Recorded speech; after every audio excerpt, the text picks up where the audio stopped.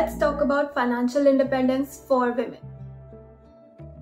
To put it simply, financial independence means three things. Number one, control of your own finances. You should be able to make your own decisions regarding money instead of relying on someone else to make those decisions for you. Number two, support yourself financially. You should be able to support yourself financially either through a job or your savings or your investment or the combination of all three, instead of relying on your friends or your family or the government to provide financial aid. Number three, you should have the basic knowledge about how to manage your finances in order to make competent decisions on your own. According to WHO, women live longer than men on average by 6 to 8 years. This means that women need a bigger financial reservoir than men to ensure their financial security in their old age. So what happens when women are not financially independent?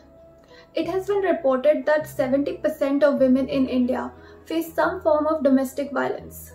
One such form of conducting this violence is through using controlling behavior, that is, restricting access to financial resources.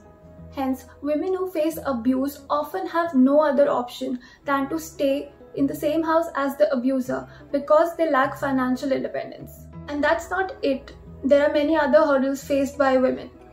Like, women rarely own property that could serve as collateral for startup loans. And even if they do work, they receive lower wages than their male counterparts.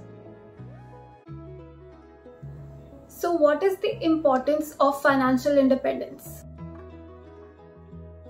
Women are often victims of domestic violence and suppression by their family members. Therefore, it is extremely important for each woman to be financially independent so that she never has to feel helpless in her life. Nothing is certain, be it jobs or life. We must understand that if in a family only the husband is the sole bread earner and the wife and the kids are dependent on him, then there is a huge reason for the family to worry about. Inflation, as we all know, has risen noticeably in the last few decades. To buy a decent home or to send your kids to a good school and to live an above average standard of living has become extremely difficult. And that's why if women are financially independent, they can not only contribute to the daily expenses of the household, but can also help to meet the family's financial goals. A lot of women have aspirations and dreams, but in order to fulfill them, they have to depend on their parents or their spouse.